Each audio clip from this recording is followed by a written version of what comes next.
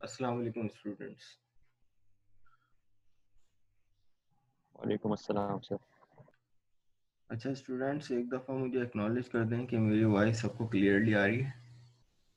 वालेकुम यस सलाम sir, sir. Clear है। यस सर, आ रही है। चलो ग्रेट। यस सर, क्लियर है।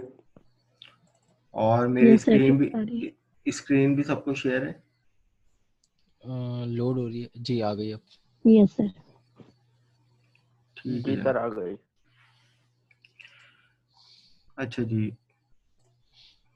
सॉरी फॉर लेट थोड़ा सा। हाँ, तो हमारे पास जो सब्जेक्ट है सेमेस्टर में वो है object oriented programming. Any idea about it? क्या होगा इस सब्जेक्ट में? प्रोग्रामिंग फंडामेंटल तो पढ़ चुके हैं, ऊप की क्या जरूरत है? सी शार्प में जो रियल लाइफ रिलेटेड प्रॉब्लम्स है और वो सब मेरे ख्याल से टैकल करने के लिए, किस टाइप की रियल लाइफ? जैसे कोई मैनेजमेंट सिस्टम हो गया या या कोई एप्लीकेशन ड्राफ्ट करनी हो या जिसमें ह्यूमन इंटेलेक्ट लगता है कोई प्रॉब्लम सॉल्व करने में, तो उस टाइप की प्रॉब्लम्स को इनकाउंटर करने के लिए मेरे तो ख्याल से। क्या इसको हम लोग पिछले सेमेस्टर में नहीं कर सकते थे? नहीं, वो इसलिए कि पिछले सेमेस्टर्स में हमें लैंग्वेज का ही नहीं पता था। उस पर क्लासेस बना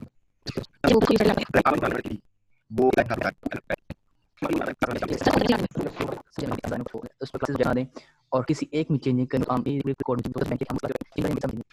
हाँ, करना के बजाय आप जो है वो जगह जगह चेंज करो, सारी जगह चेंज करो। आप एक ही जगह चेंज करो तो सारी जगह चेंज हो जाए ऑटोमेटिकली, राइट?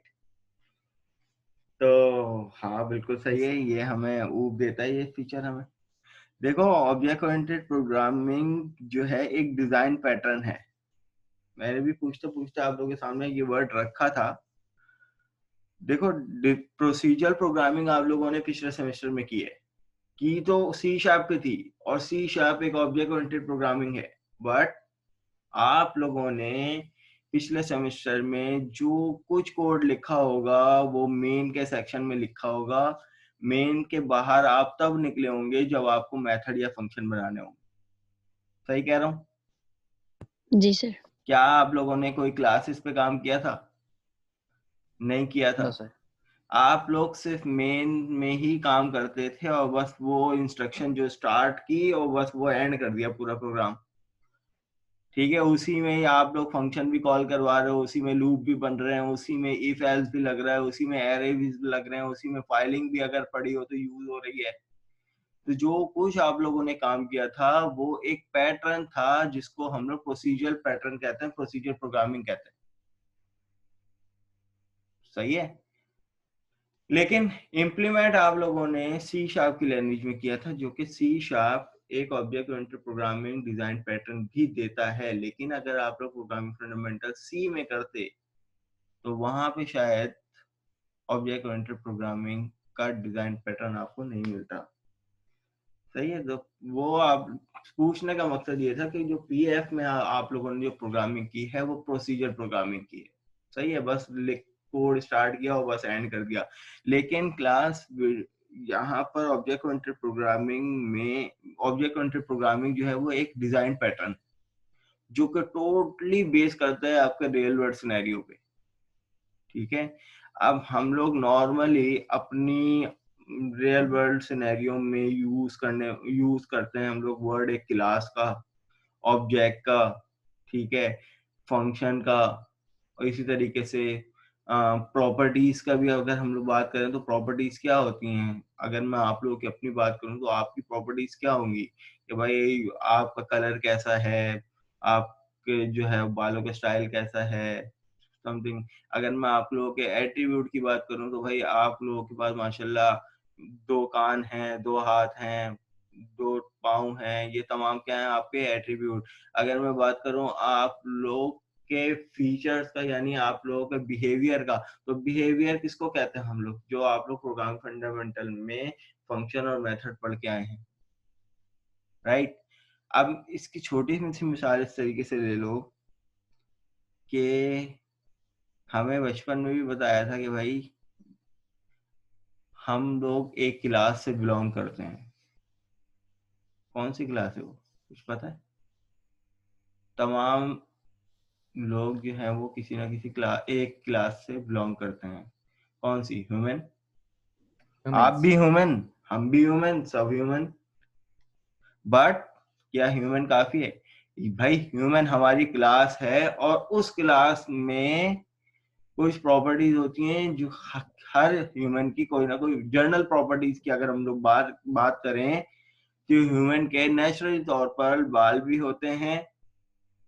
बाल किसी के ब्लैक होते हैं, किसी के व्हाइट होते हैं, किसी के ब्राउन होते हैं। ये क्या है प्रॉपर्टी? सिनेरियो समझना। क्लास का कॉन्सेप्ट क्या है कि एक स्ट्रक्चर, सही है, एक ब्लूप्रिंट किसी भी ऑब्जेक्ट का। लेकिन मैं एक आध नाम कॉल कर लूं, लेकिन अगर हम लोग सालिक की बात करें, हम लोग दानियाल की बात करें और आयशा की बात करें, या मैं अपनी बात करूं, अफान, तो ये हम सब क्या हैं? उस ह्यूमन क्लास के मल्टीपल ऑब्जेक्ट्स कि प्रॉपर्टी, जर्नल प्रॉपर्टी सब में सेम होगी, बट हो सकता है किसी में आगे पीछे हो, पॉसिबिलिटी है, बट सबकी प्रॉपर्टी सेम होंगी। और वो हम मल्टीपल ऑब्जेक्ट एक क्लास से बिलोंग करते हैं। ये कॉन्सेप्ट है ऑब्जेक्ट ओरिएंटेड प्रोग्रामिंग में ऑब्जेक्ट और क्लास का। एक क्लास के 85 ऑब्जेक्ट हो सकते हैं। अब इंसानों की अगर हम लोग बात करें, जस्ट ह्यूमन, तो दुनिया में कितने अरबों खरबों तादाद है ह्यूमंस की, सही है। तो ह्यूमन एक क्लास है और ह्यूमन के जर्नल बिहेवियर भी होते हैं कि भाई ह्यूमन चल सकता है, बैठ सकता है, उठ सकता है, खा सकता है, पी सकता है। तो इसी तरीके से किसी भी क्लास के जर्नल बिहेवियर। व्हीकल की बात कर लो, व्हीकल में सिर्फ क्या कारें आती हैं या सिर्फ बाइक आती है? व्हीकल में हर ट्रांसपोर्ट आ जाएगी व्हीकल में जिसमें इंजन होगा, हर ट्रांसपोर्ट। क्या ऐसा है या नहीं? सही। लेकिन फिर भी उनको ऑब्जेक्ट वाइज कैटेगराइज किया हुआ है कि भाई कार भी एक व्हीकल है, बट कार के अंदर नंबर ऑफ एट्रीब्यूट डिफरेंट होते हैं as compare to bike. Bike में 2 व्हील होते हैं, कार में 4 व्हील होते हैं, ठीक है। ऑटो में 3 व्हील होते हैं, ट्रक में 6 से 8 व्हील होते हैं। तो यहां पर वेरिएंस आ जाएगा। इसी तरीके से ह्यूमन भी हो सकता है, हर ह्यूमन प्रॉपर नहीं होता। ये अल्लाह ताला की तरफ से है, किसी ना किसी ह्यूमन में कोई ना कोई ऐप हो सकता है, अल्लाह माफ करे, ठीक है। तो वेरिएंस इनकी प्रॉपर्टीज और एट्रीब्यूट में आता है, बट जो है जर्नल फीचर जो है वो सबके सेम होते हैं। अच्छा, हूप का जस्ट ओवरव्यू हम लोग बात कर रहे थे। ये बात सिर्फ इतनी थी कि भाई पिछले सेमेस्टर में और इस सेमेस्टर में आप लोग क्या करोगे। देखो, पिछले सेमेस्टर में आप लोगों ने कंसोल पे काम किया था, जो भी काम किया था, सही है, यही वाली एप्लीकेशन सिलेक्ट करते थे ना आप लोग। ऊप में हम लोग क्या इम्प्लीमेंट करेंगे, वो यहाँ पर एज अ प्रोजेक्ट के तौर पर आपको ये वाली एप्लीकेशन, ये वाला टेम्पलेट आप लोग यूज करेंगे। सी शार्प का कौन सा विंडोज फॉर्म एप्लीकेशन जो कि आपको प्रोवाइड करता है user interface.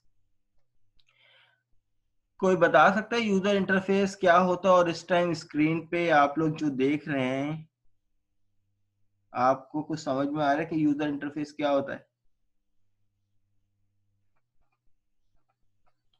Any idea about UI? Sir मतलब हम लोग कोई फॉर्म बनाते हैं, जैसे हमने प्रोजेक्ट में बनाया था पीएफ के बटन जोन्स के पीछे प्रोग्रामिंग हो रही हो, लेकिन हमें सामने से भी यूजर इंटरफेस दिख रहा हो। तो इस टाइम आपकी स्क्रीन पे कहीं यूजर इंटरफेस नजर आ रहा है आपको? वो सर ये interface user yes sir, interface ये ही यूजर है। इंटरफेस एग्जैक्टली, यूजर इंटरफेस है। अब देखो, यूजर इंटरफेस की डेफिनेशन क्या होती है कि फॉर एग्जांपल ये मेरे पास यूजर इंटरफेस ही है। क्यों यूजर इंटरफेस है? कि मैं यूजर हूं और ये एक एप्लीकेशन है, मैं इससे कम्युनिकेट करूंगा बाय यूजिंग इसके इंटरफेस। मुझे अगर प्रोजेक्ट क्रिएट करना है तो मुझे पता है कि मुझे इस पे क्लिक करना है तभी ये खुलेगा। तो क्लिक करना भी एक इवेंट होगा, ठीक है। और ये जो है हमें पता है कि ये यूजर इंटरफेस में इसको कहते हैं मेन्यू बार, और जब मैं इस पर क्लिक करूंगा तभी ये खुलेगा, मेरे देखने से इसको कोई फर्क भी नहीं पड़ता, ऐसा है या नहीं? तो भाई इसी तरीके से यूजर का किसी भी यूआई से इंटरेक्ट होना, ये हमारे पास कौन सी एप्लीकेशन कहलाती है? जिसमें यूजर इंटरफेस होता है।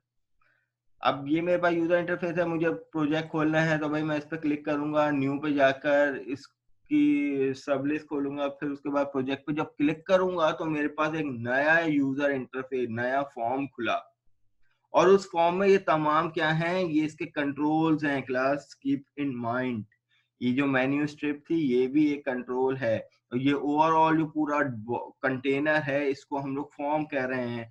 क्लास ये प्रोवाइड करेगा हमें विंडोज फॉर्म एप्लीकेशन। अब यहाँ पर हम लोग क्या करेंगे कि कोडिंग तो करेंगे, लेकिन इन फॉर्म्स के पीछे, कंट्रोल्स के पीछे स्ट्रक्चर प्रोग्रामिंग,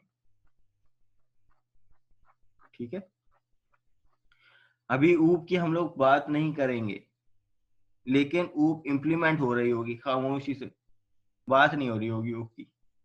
चलो जी, सी शार्प में हमें मिलेगा विंडोज फॉर्म एप्लीकेशन, कि हम अपनी विंडोज फॉर्म एप्लीकेशन किस तरीके से क्रिएट करेंगे। मैं यहाँ पर सिंपल कैलकुलेटर की एग्जांपल कर लेंगे। ये सिर्फ मेरा मकसद आप लोगों को बताने का है कि किस तरीके से विंडोज फॉर्म पे वर्किंग होगी, क्योंकि आपके थ्योरी के टीचर आप लोगों से प्रोजेक्ट जो है वो विंडोज फॉर्म पे ही लेंगे। आपके थ्योरी के टीचर कौन है? जुबैर। सर जुबैर, जबरदस्त। अलग अलग है मेरे ख्याल से हम सबके, आया नहीं। सर मेरे पास तो अभी तक मैसेज ही नहीं आया।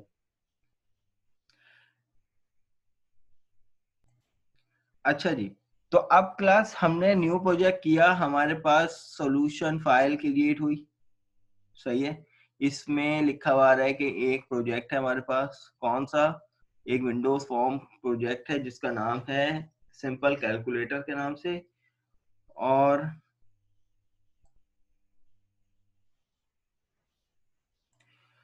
उसके बाद जो है वो ये कुछ प्रॉपर्टी, कुछ रेफरेंस फाइल होती हैं। रेफरेंस फाइल का क्या मतलब होता है कि उस अगर फॉर एग्जांपल अगर हमें किसी और फाइल को, किसी और प्रोजेक्ट को अपने पास इस प्रोजेक्ट से कनेक्ट करना है तो हमें पहले इसका उस प्रोजेक्ट का रेफरेंस इसमें ऐड करना पड़ेगा।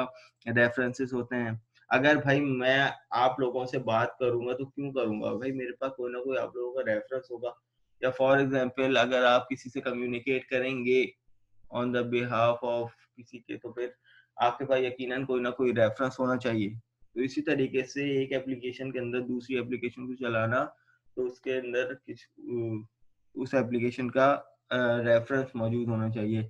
अभी आगे आपके पास फॉर्म, बाय डिफॉल्ट जब आप लोग विंडोज फॉर्म क्रिएट करते हो तो आप लोगों के पास एक फॉर्म, डिफॉल्ट फॉर्म जनरेट होता है, एम्प्टी फॉर्म। इसको आप अपनी मर्जी से एज पर रिक्वायरमेंट जितना स्ट्रेच कर सकते हो कर लो। बाय डिफॉल्ट इसका नाम होता है फॉर्म 1। अब इसमें क्लास फर्दर दो फाइल होती है, एक डिजाइनर फाइल होती है, एक रिसोर्स फाइल होती है। डिजाइनर फाइल का क्या मतलब होता है? अब मैंने आपको बताया था कि ये भी हमारे पास यूजर इंटरफेस है, और उस यूजर इंटरफेस में तमाम कंट्रोल्स हैं। ये मेन्यू स्ट्रिप हो गया, ये बटन हो गया जिसमें आइकन लगा हुआ है, इसी तरीके से ये ड्रॉप डाउन हो गया, ठीक है। इसी तरीके से ये हमारे पास साइड मेन्यू हो गया। तो ये तमाम क्या है, ये कंट्रोल है। इसी तरीके से ये अभी इस टाइम हमारे पास एक एम्प्टी फॉर्म है, ब्लैंक फॉर्म है। और डिजाइनर फाइल का क्या मतलब होता है, अगर मैं आप लोगों को दिखाऊं तो डिजाइनर फाइल में हमारे पास ये फॉर्म की क्लास है। अब ये क्लास का क्या मतलब है, मैं अभी आप लोगों को बता चुका हूं कि भाई फॉर्म तो 85 हो सकते हैं, सही है, लेकिन इनको कहते फॉर्म है, सही है। ये जो मेरे पास पार्टिसिपेंट लिस्ट आ रही है माशाल्लाह 29 स्टूडेंट्स की, इन सबको ह्यूमन कहते हैं तो ये सारे ह्यूमन, लेकिन इनकी अपनी एक जनरल क्लास है ह्यूमन। इसी तरीके से फॉर्म अभी देखा था हमने, यहाँ पर राइट क्लिक करके न्यू प्रोजेक्ट किया था तो मेरे पास एक और फॉर्म खुला था। तो भाई ये जो पहला फॉर्म था ये भी फॉर्म था, और जो नया खुला वो भी फॉर्म था। ऐसे 50 फॉर्म खुलेंगे लेकिन कहलाएंगे वही फॉर्म। इज इट क्लियर और नॉट? अब ये क्या है हमारे Yes, sir. पास, ये फॉर्म की क्लास है। अब ये क्लास किसी भी नाम से हो सकती है, ठीक है, लेकिन ये है फॉर्म।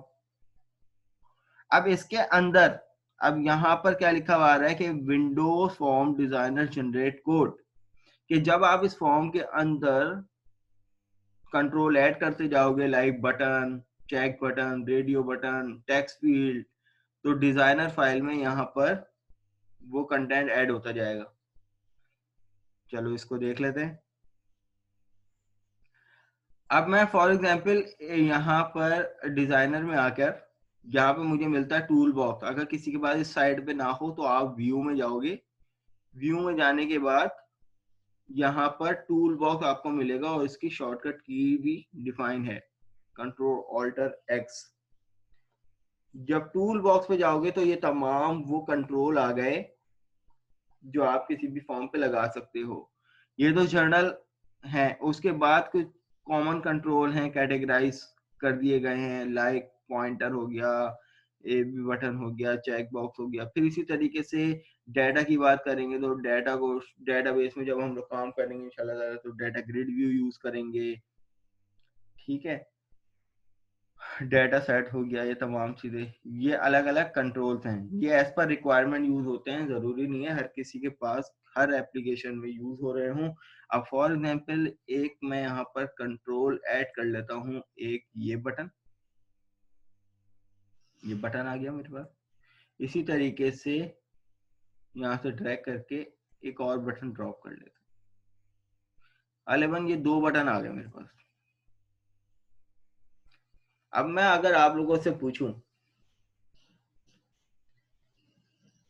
क्या ये दोनों बटन कहलाते हैं, आप लोग कहेंगे हाँ बिल्कुल कहलाते हैं, और हकीकत भी है दोनों बटन कहलाते हैं। लेकिन भाई इसका नाम है बटन 1, इसका नाम है बटन 2, लेकिन ये दोनों हैं बटन। तो अब यहाँ पर डिजाइनर फाइल में जाएंगे तो यहाँ पे देखें कि ये 2 कंट्रोल ऐड करवाए अभी हमने, तो इनका कोड भी जनरेट हो गया automatically. Private system dot Windows dot form, कि भाई ये जो है वो एक सिस्टम के अंदर विंडोज के अंदर जो फॉर्म है, फॉर्म के अंदर एक बटन है और उस बटन का नाम है बटन 1। इज इट क्लियर और नॉट? अब यहाँ पर देखो कि दोनों की क्लास, अब यहाँ पर देखो कि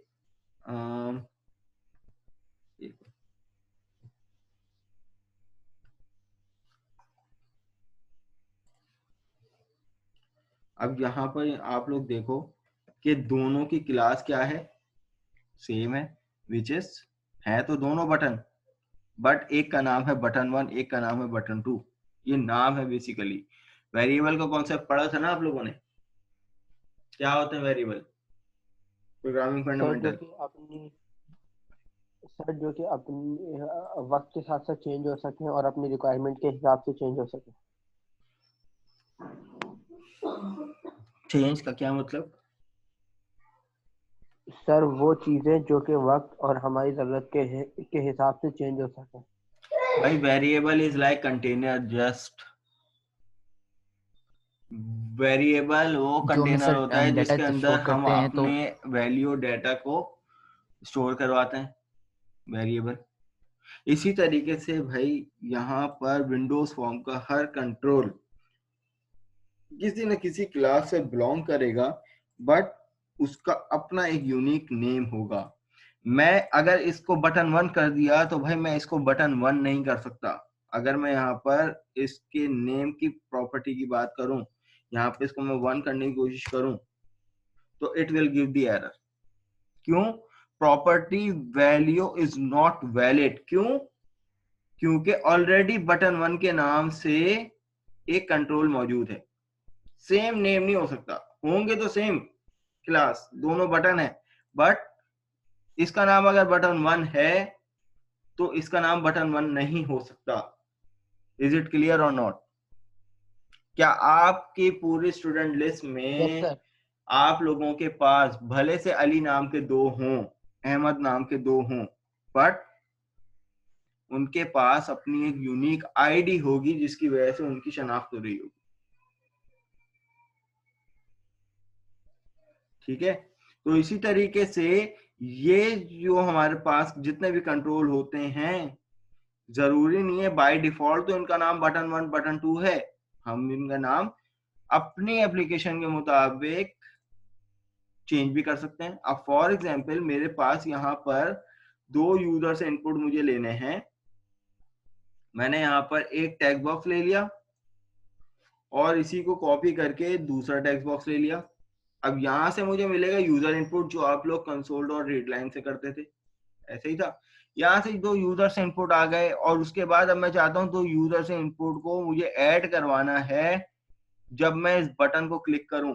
तो अब मैं यहाँ पर इस बटन को बटन 1 नाम नहीं दूंगा, अपने हिसाब से यहाँ की टेक्स्ट प्रॉपर्टी मैं चाहता हूँ कि यहाँ पे लिखा हुआ मुझे मिले ऐड, तो मैं यहाँ पे इसकी टेक्स्ट प्रॉपर्टी में जाऊंगा। क्लास 2 टाइप की प्रॉपर्टी होती हैं जहां पर सेम नेम लिखा हुआ होता है। एक होती है नेम की प्रॉपर्टी। नेम जो है वो इस बटन का वेरिएबल नेम है, यानी इवेंट का नाम है कि जब आप इस बटन के पीछे कोडिंग करोगे उस कोडिंग एरिया का नाम होगा बटन 1, जो कि ये नेम की बात होगी। लेकिन अगर मैं चाहता हूं डिजाइनर तौर पर मुझे जाहिरी तौर पर सामने जो मिले वो मुझे ऐड मिले, तो मैं यहाँ पर इसकी टेक्स्ट की प्रॉपर्टी को चेंज करूंगा। तो मैं टेक्स्ट में जाके इसको लिख देता हूं फॉर एग्जांपल एडिशन। तो अब यहाँ पे ये मुझे एडिशन हो जाएगा। अब इस टाइम मैंने अपनी मर्जी के मुताबिक एज पर रिक्वायरमेंट, क्योंकि मेरे पास यहाँ पर रिक्वायरमेंट क्या थी कि भाई 2 नंबरों को यूजर से इनपुट लेकर इस बटन को जब मैं क्लिक करूं तो ये दोनों यूजर इनपुट आपस में ऐड हो जाए। तो इस टाइम मैंने एज पर रिक्वायरमेंट इस बटन का नाम क्या रख लिया, एडिशन। अब मैं चाहता हूं कि भाई बटन 1 जब मैं इसकी कोडिंग करने बैठूं तो जब मैं एडिशन का कोड लिखूं, 2 नंबरों को ऐड करने का कोड लिखूं, तो भाई मुझे जो एरिया हो वो उसी के मुताबिक हो ना कि उस एरिया में काम क्या हो रहा है। तो मैं बटन 1 अंडरस्कोर ऐड का नाम लिख देता हूँ ताकि जो है वो पता चल जाए कि भाई जब मैं इसके का इवेंट जब जनरेट करूंगा, जो सेक्शन जहां पे मैं कोड लिखूंगा तो उस सेक्शन का नाम मुझे इस नाम से मिलेगा। ठीक है, तो उससे मुझे पता चलेगा हाँ यार इस सेक्शन में जो है वो एडिशन का काम हुआ है। इज इट क्लियर और नॉट? एक्नॉलेज करें क्लास। यस सर, क्लियर है। जी सर। चले, वेरी गुड जी। गर्ल्स आप लोगों को क्लियर है?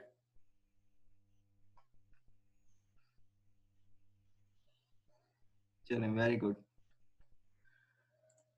तो यहाँ अच्छा एक चीज और ध्यान में रखिएगा, मैं अभी बता भी चुका हूं आप लोगों को कि ये बटन काम कब करेगा, जब आप इस पे क्लिक करोगे। तो भाई क्लिक करना एक इवेंट है। विंडोज फॉर्म का हर कंट्रोल जब चलता है तो वो अपने अपने सेपरेट इवेंट पे चलता है। यानी अगर मैं टेक्स्ट बॉक्स में कुछ लिखूंगा भी ना तो ये टेक्स्ट बॉक्स का अपना एक इवेंट होगा जिसका नाम होता है टेक्स्ट चेंज। क्या आप लिख रहे हो, पहले एम्प्टी था अब आपने कुछ लिख दिया, टेक्स्ट चेंज कर दिया, फिर बैक स्पेस करके दूसरा टेक्स्ट चेंज कर दिया, तो ये इवेंट चलता है। ठीक है, इसी तरीके से इस टेक्स्ट बॉक्स पे कुछ लिखूंगा तो इसका एक इवेंट चलेगा। अब इसी तरीके से यहाँ पर ये दूसरा बटन है, हम इसको नाम कर देते हैं इसके इवेंट का। मैं चाहता हूं कि भाई इससे मैं सबट्रैक्ट का काम लूं, सही है, तो मैं इसको सबट्रैक्ट का नाम ले दूंगा। लेकिन अभी जो है वो मुझे इसकी रिक्वायरमेंट नहीं है, मैं यहाँ से इस बटन को रिमूव कर रहा हूँ। तो अभी छोटी सी एग्जांपल लेते हुए फिर एक साइन अप पैनल पे चलेंगे और उसमें कुछ एक्टिविटीज परफॉर्म करेंगे। अब यहाँ पर क्लास देखो, अब मुझे क्या पता कि भाई कौन सा नंबर कौन से टेक्स्ट फील्ड में डालना है। तो भाई मैं अपनी आसानी के लिए क्या ले लूंगा, यहाँ पर लेबल्स। मैंने एक लेबल यहाँ पर उठा के लिया और इसी को कॉपी करके दूसरा लेबल यहाँ पे ले लिया। अब मुझे ये तो जस्ट लेबल है, इसके मुझे इस ये वाला जो मेरे पास प्रॉपर्टी है, यानी अगर मैं इसकी बात करूं तो इसमें जो नेम की प्रॉपर्टी है, मुझे इससे कोई सरोकार नहीं है क्योंकि मुझे लेबल के अंदर कोई कोड नहीं लिखना होता, ये जस्ट सिर्फ जाहिरी तौर पर हम लोग लिख रहे होते हैं। हाँ मैं चाहता हूं कि ये लेबल 1 की जगह मुझे मिले कि इंटर द नंबर 1। सॉरी मैंने अच्छा देखें क्लास फॉर्म सेलेक्ट हुआ था तो मैंने फॉर्म की टेक्स्ट की प्रॉपर्टी में लिख दिया इंटर द नंबर 1। मैं यहाँ से इसको कट कर लेता हूँ और फॉर्म का भी नाम दे देते हैं कैलकुलेटर। सही है, तो आप यहाँ पे देखें फॉर्म का नाम क्या आ गया, कैलकुलेटर। लेकिन जो पीछे जो फॉर्म का नाम होगा वो अभी भी फॉर्म 1 के नाम से है, ठीक है। इसको भी आप चेंज करना चाहो तो कर लो। जो भी फॉर्म होगा जाहिर सी बात है कल को आप मैनेजमेंट सिस्टम बनाओगे, सही है ना, तो उस मैनेजमेंट सिस्टम में फॉर एग्जांपल स्टूडेंट डैशबोर्ड होगा, जो स्टूडेंट का फॉर्म होगा तो उसका भी तो कोई ना कोई नाम होगा ना, जिसमें सारे इवेंट्स वगैरह चलाओगे आप लोग, बटन वगैरह लगाओगे, तो उसको आप लोग फॉर्म स्टूडेंट डैशबोर्ड के नाम से बना दोगे। तो कोशिश करना कि जो भी प्रोजेक्ट आप लोग बनाओ उसके हर कंट्रोल को उसका मीनिंगफुल नेम दो ताकि आप लोगों को इवेलुएट करवाने में आसानी हो। ठीक है जनाब, तो यहाँ पर लेवल 1 के टेक्स्ट की प्रॉपर्टी में जाकर यहाँ पर लिख देते हैं कि इंटर द नंबर 1 और इसी तरीके से लेवल 2 में जाकर यहाँ पे लिख देते हैं इंटर द नंबर 2। अब ये मेरे लिए आसान हो गया कि भाई इस टेक्स्ट में नंबर 1 की वैल्यू हो जाएगी, ये दूसरा नंबर है। अब मैं चाह रहा हूँ कि भाई जब मैं इस बटन को क्लिक करूं तो उसका सम हो जाए। अब सम होके मुझे कहाँ दिखे, अब मेरे पास ये ऑप्शन है कि भाई मैं एक डायलॉग बॉक्स पे सम को जनरेट करवाऊं, मेरे पास दूसरा ऑप्शन है या मैं किसी और टेक्स्ट फील्ड को कॉपी करके यहाँ पे ऐड करवा लूं, टेक्स्ट फील्ड पे करवाऊं या किसी लेबल में जनरेट करवा लूं। ये तो मेरे पास ऑप्शन है, एज पर रिक्वायरमेंट जैसा मुझे ठीक लगेगा। लेकिन क्लास आप यहाँ पे नोटिस करो कि दोनों की समीशन की कोडिंग होगी कहाँ पे, कौन बताएगा मुझे?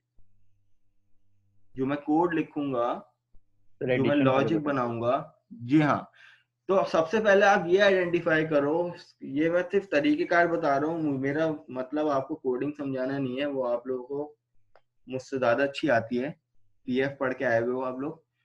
तो ये सिर्फ बताना चाह रहा हूँ कि आप लोग ये एनालाइज करो कि भाई मेरे पास ऑब्जेक्टिव क्या है कि दो नंबर को सम करना है, लेकिन सम कब होगा? जब मैं इस बटन को क्लिक करूंगा। तो यकीनन सारा काम मुझे इस कोड के पीछे करना पड़ेगा। जब मैंने इसको क्लिक किया तो इसने इस बटन का इवेंट जनरेट कर दिया।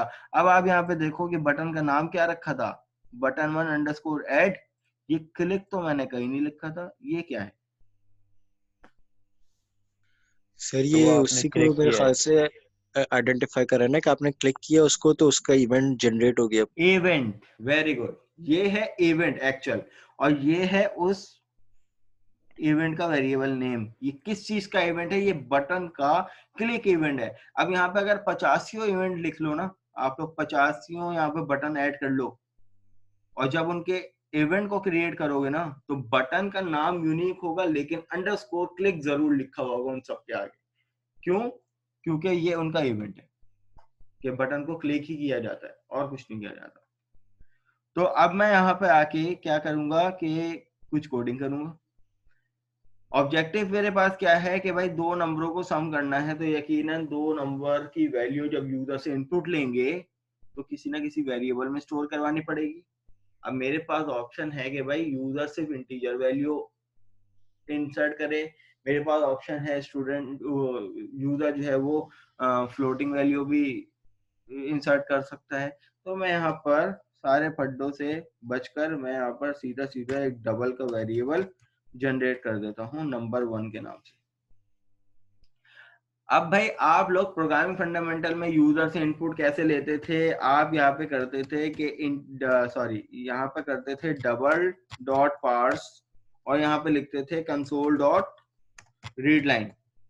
ऐसे ही करते थे ना, या मैं गलत कर रहा हूँ? जी ऐसा ही होता था। जी जी ऐसे ही। या तो आप दूसरी कमांड ये लिखते थे कि भाई for example double number 2 equal to convert dot to double, और फिर उसके बाद आप लोग यहाँ पे लिखते थे कि कंसोल डॉट रीड लाइन। तो गालिबन ये आ गया users input. Is it true और नॉट? बट ये प्रोग्रामिंग फंडामेंटल में था, विंडोज फॉर्म में इसका कोई काम नहीं है। अब यहाँ पे क्या करोगे? इसी तरीके से अब यहाँ पे क्या काम करोगे? ये तो कंसोल में इस तरीके से यूजर्स इनपुट लेते थे, और यकीनन जब यहाँ से यूजर से इनपुट आएगा, यहाँ से इनपुट आएगा तो ये यकीनन एक वैल्यू होगी। अब उसको डबल टाइप के वेरिएबल में स्टोर करवाने के लिए हमने कन्वर्ट कर दिया, लेकिन यूजर इनपुट कैसे लेंगे? किसी को कोई आइडिया है तो बताए। यस सर, जी जी, is equal to text box 1 dot text. ठीक है, सिंपल इज दिस कि भाई पहले तो ये बात याद रख लो, सी शार्प में भी आप लोगों ने प्रोग्रामिंग फंडामेंटल में भी पढ़ी होगी कि भाई C sharp by default user से इनपुट स्ट्रिंग लेता है, ऐसा है? Yes sir. इसी तरीके से विंडोज फॉर्म से आने वाली हर वैल्यू बाय डिफॉल्ट स्ट्रिंग में होती है। अगर मैं यहाँ पर अगर अपने प्रोग्राम को अगर चलाऊं ना, तो यहाँ जो मुझे यूजर से इनपुट, अच्छा मैं यहाँ पर क्या मिस्टेक कर रहा हूँ भाई, अच्छा सॉरी, यहाँ पे फिलहाल मैं इसको कमेंट कर रहा हूँ सिर्फ समझाने के लिए कि भाई अगर मैं अपने प्रोग्राम को जब चलाऊंगा तो जो यहाँ पे मैं लिख रहा हूं ना, ये तो है तो इंटीजर वैल्यू, लेकिन ये आएगी स्ट्रिंग की फॉर्मेट में। लेकिन मुझे क्या करना है, इसको डबल में पार्स करना है और वेरिएबल में स्टोर करवाना है। ठीक है, तो विंडोज फॉर्म से भी आने वाली हर value in the form of string होती है, लेकिन हमें उसको क्या करना होता है, पार्स करना होता है। अब पार्स हमने यहाँ पे कर दिया, दो कमांड हमने लिख ली ताकि रिमाइंड हो जाए। अब इसमें जो यूजर से इनपुट लेंगे, अब देखें क्लास इस टेक्स्ट बॉक्स का नाम क्या है? टेक्स्ट बॉक्स डिफाइन करेंगे ना जी, इस टेक्स्ट बॉक्स का नाम क्या है जो मैंने सेलेक्ट किया हुआ है? ये टेक्स्ट बॉक्स 1 है, ठीक है। और इसी तरीके से ये वाला टेक्स्ट बॉक्स कौन सा है? टेक्स्ट बॉक्स 2 है। नाम याद रखिएगा, ये वाला टेक्स्ट बॉक्स 1 है, ये वाला टेक्स्ट बॉक्स 2 है। अब नंबर 1 में मुझे टेक्स्ट बॉक्स 1 से वैल्यू लेनी है और नंबर 1 के वेरिएबल में स्टोर करवानी है। तो मैं यहाँ पे क्या लिखूंगा, text box 1 dot text. Dot text का क्या मतलब? इस लाइन का मतलब होता है कि टेक्स्ट बॉक्स 1 में टेक्स्ट की वैल्यू आ रही है, इसका मतलब स्ट्रिंग है जो कि पार्स हो रही है डबल में और स्टोर हो रही है नंबर 1 के वेरिएबल में। इसी तरीके से टेक्स्ट बॉक्स 2 के लिए मैं काम कर दूंगा, दूसरा यूजर इनपुट होगा टेक्स्ट बॉक्स 2 डॉट टेक्स्ट। ये आ गया मेरा यूजर इनपुट। विंडोज फॉर्म में यूजर इनपुट टेक्स्ट बॉक्स से इस तरीके से लेंगे। इज इट क्लियर और नॉट? Yes sir, clear. ठीक है, अब उसके बाद अगला काम क्या करना है भाई? अगला काम ये करना है, हमारी मीटिंग भी जो है जस्ट 3 मिनट की रह गई है। उसके बाद जो है आप लोग दोबारा रिज्वाइन करना। जब लेस देन अ मिनट रह जाएगी तो मैं खुद ही बंद कर दूंगा, आप लोग दोबारा ज्वाइन कर लेना। अच्छा क्लास, अब हमें क्या करना है कि दोनों नंबरों को ऐड करवाना था, तो यकीनन ऐड करवा के किसी ना किसी तीसरे वेरिएबल में एडिशन की वैल्यू भी तो स्टोर करवानी है। तो मैंने यहाँ पर डबल सम के नाम से वेरिएबल ले लिया इक्वल टू num1 में उसको num2 को। अब ये दोनों वैल्यू जो टेक्स्ट बॉक्स से इन वेरिएबल्स में आ रही हैं, दोनों को ऐड करवा के मैंने तीसरे वेरिएबल में रखनी। अब मुझे यहाँ पर जो है एक डायलॉग बॉक्स लेना है। डायलॉग बॉक्स में मुझे सम को क्या करना है, प्रिंट करना है। तो डायलॉग बॉक्स कैसे आता है, जैसे आप लोग कंसोल डॉट राइट लाइन लिखते थे, यहाँ पे लिखेंगे प्रिंट करवाने के लिए किसी भी मैसेज को मैसेज बॉक्स डॉट शो। अब ये मैसेज बॉक्स क्या है, एक क्लास है, डॉट शो जो है उसका मेथड है, और उसके अंदर आप कोई भी मैसेज प्रिंट करवाते हैं। For example your sum of number 1 and number 2 is. अब इसके बाद स्पेस डाल के मैं यहाँ पे कॉन्कैटिनेट करके क्या लिख दूंगा, सम। लेकिन ये तो मुझे एरर देगा, नहीं देगा?